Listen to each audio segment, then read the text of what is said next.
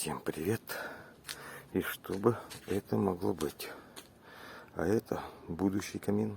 Теперь всю вот эту красоту необходимо зашкурить, покрасить и сделать текстуру. Ну вот, зашкурил, покрасил, нарисовал текстуру, начал делать каркас. Вот таким образом устроены фальш-панели.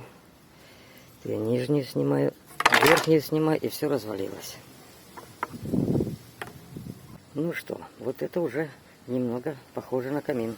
Есть стены, есть крыша, есть дно. Ну и как можно догадаться, это еще не завершение проекта. Текстурка соединилась с декором, но не хватает главного. И главное, не заставила себя долго ждать. Всем спасибо, всем мира, здоровья и денежки.